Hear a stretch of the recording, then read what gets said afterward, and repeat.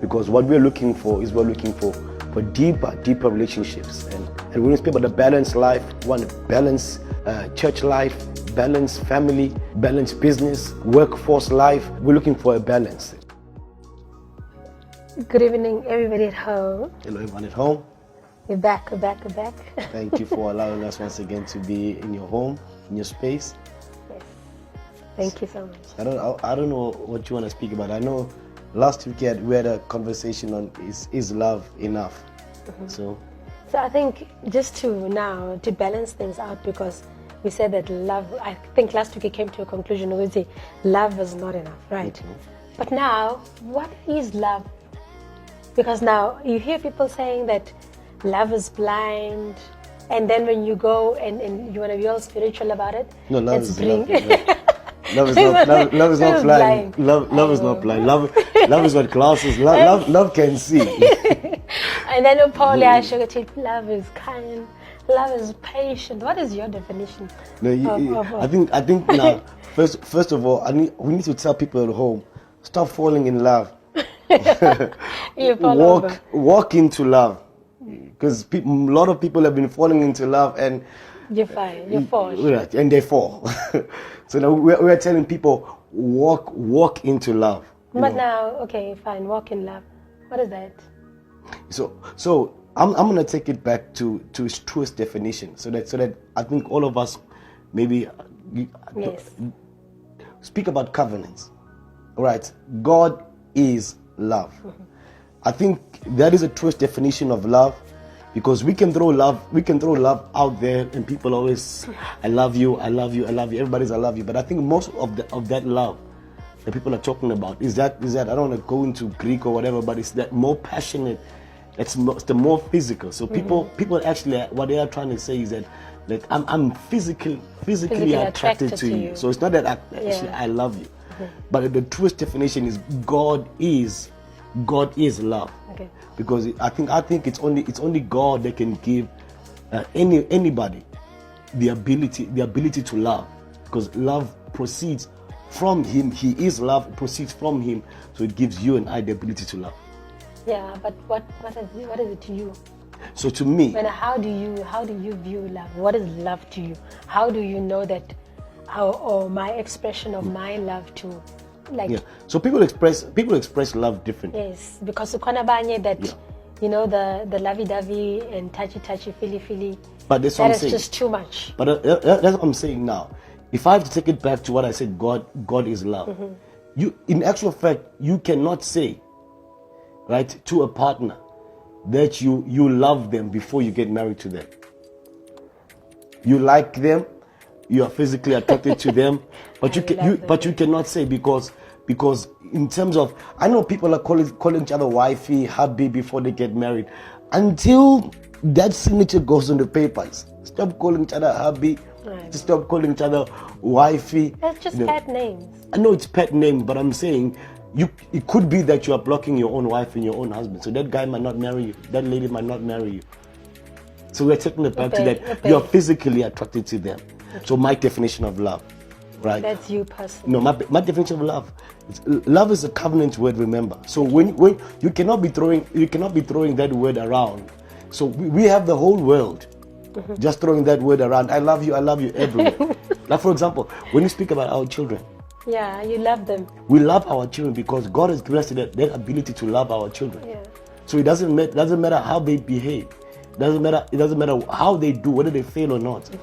Because it's a covenant that God has given us to take care of our children and to love our children. So we will love them. So can you see where it proceeds from? So the same goes with you and I. So when we get married, because like I'm saying, it's a binding agreement. The word covenant means it's a binding agreement. So when I got married to you, I am bound to you. Okay. Yes, so I am bound to you in each and every way. Whether physically stuff gets altered after pregnancy or whatever, I am bound to you. Because when we got married, I like what the Bible says in the book of Malachi. Right? The Bible says that not the wife of your youth. The wife of my youth. Yeah. Right? God said, I've watched you. So in other words, God says, I was a witness.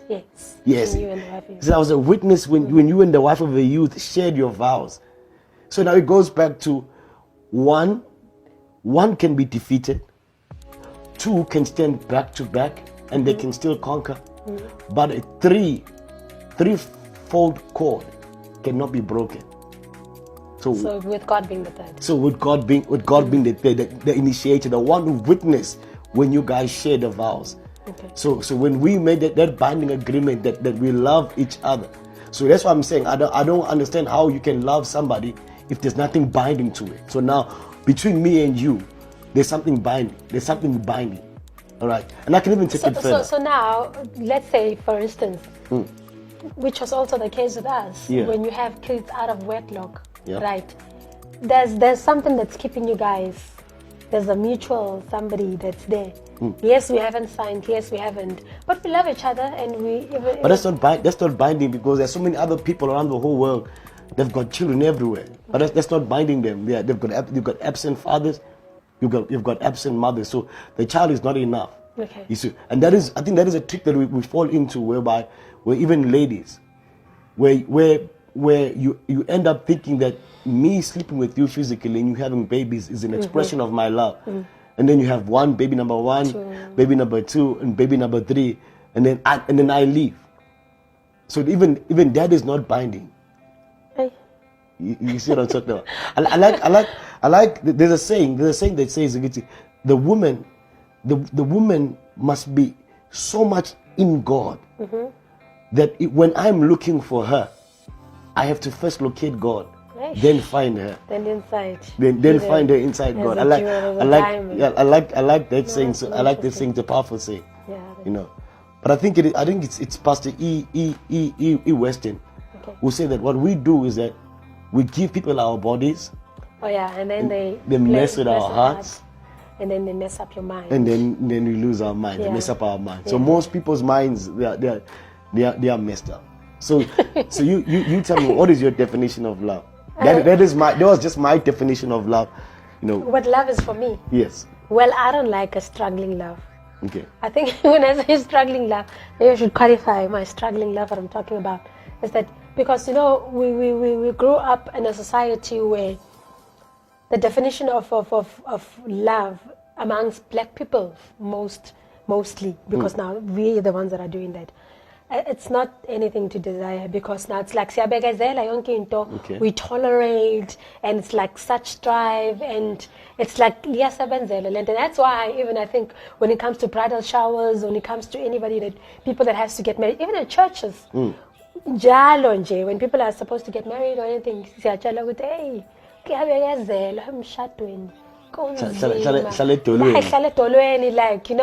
kind of love. Where do you buy that news? It's like yeah, no. I don't like that kind of love. I don't like that kind of love. For me, I like the spoiled kind of love. I love okay, fine, I understand that it's not an actual reality that it's a spoiled kind of, but what I mean by that is that I want the love that I understand that as characters, as the two of us, two personalities, that we will be different. Yes. Okay. Yes, physically we are attracted to each other, but once the physical changes, are you still able to love me the way that you love me? So you go back to my definition. So wait. So basically what it is that we understand that as people, number one, if you are stagnant and being in one place, then we're going to have a problem. So basically, as a person, you're going to evolve and you're going to grow. Yeah. My kind of love says that I understand that you as my partner, you will have different visions. You would want to go places. You would want to do something. But I love you enough to go with you there. Okay. I love you enough that I am willing to change with you. Okay. So when I sign that contract, when I say that I love you no matter what, I mean that we are going to places together. And yes, I might not be comfortable with it, but it's something that I will learn. Because I love you, I will learn certain things and help you in your journey. So hence why I say, don't fall in love. Walk into love, because Once you enter into it, Yes. it's binding. So in other words, your feelings, the way you are feeling physically attracted, shouldn't make you go and sign somebody because you want to marry somebody because you're physically attracted to them, and then forget that this thing's supposed to be binding. So you see, remember I told you that the group that I'm in, the CBW, that they had an issue, a magazine issue last month in Arise, where that lady that was the front cover that I didn't know. But anyway, this lady, she was a model, top model, being booked everywhere and everything going right for her. And then they got married, and a year or two after they got married, then the lady had brain anemia or something like that. But basically she had a stroke, that her face was deformed and her hand is like, basically she does not look as that top model that she was. And now, a couple of years, I think it's like 15 or more than 15 years later, they're still married because that guy understood Witty. Because when they interviewed the guy, he was explaining that I didn't marry you for your looks per se. Yes, looks are important, but are you able to stay with me even when those drastic physical changes come? So like whatever Bishop Oyedepo was saying, that contract yako sailing under seal orders, is that when we go down, when you lose that job tomorrow, am I still going to be there? So now that's why it goes back to the definition when I said God gives the ability. See now that guy, what he's carrying is God has given him the ability to love his wife in the midst of everything. Remember what I said. Sorry for cutting. Remember what I said. I said that when it comes to love, right? If on the day that we get married, love starts. Yeah. Because that's where we invite God. So love starts the day we get married, and then we're supposed to grow into love. So I'm supposed to love you more in today than you did a couple of years. Yeah, more in 15 years than I loved you in year 5. But when you look at the realities, when you look at most marriages, year 15 is a drag. But because they don't understand that love, because we are growing. So in other words, we are discovering love from the day we get married. We are discovering. So I'm taking my whole lifetime to discover you. So every day when I wake up in the morning, I'm learning more things about you. I'm learning how to love you more. So in year 30, I should understand you more, love you more, appreciate you more. Because of what I've learned I think the reason why I also feel strongly about that, because most of the times you find ladies per se where they feel like the guy that I'm with or is going to leave me because maybe I have changed, my body is not looking the same, like how we were talking about in the Bayama weight. But also, let's say something happens, COVID-19 happened to a lot of people, lost their jobs, and it's a struggle. So you've told me that one partner's working, the other's not working. So it's like you feel one of my insecurities that you like a burden. So if somebody loves you enough, I believe it's one of those things that they are willing to walk with you that journey. Because at the end of the day, you do not put yourself in a particular situation. We find ourselves. Life happens. Okay. But are we able to walk with each other, next to each other? If it's a binding agreement, then we're able to walk with each other, and that's where God comes in. Okay. So I think at home, don't fall in love. Walk into love with your eyes open. Love is not blind. Know what you're getting yourself into. Know the lady, know the guy. Yeah. All right. Thank you at home for listening to us once again. Thank you so much.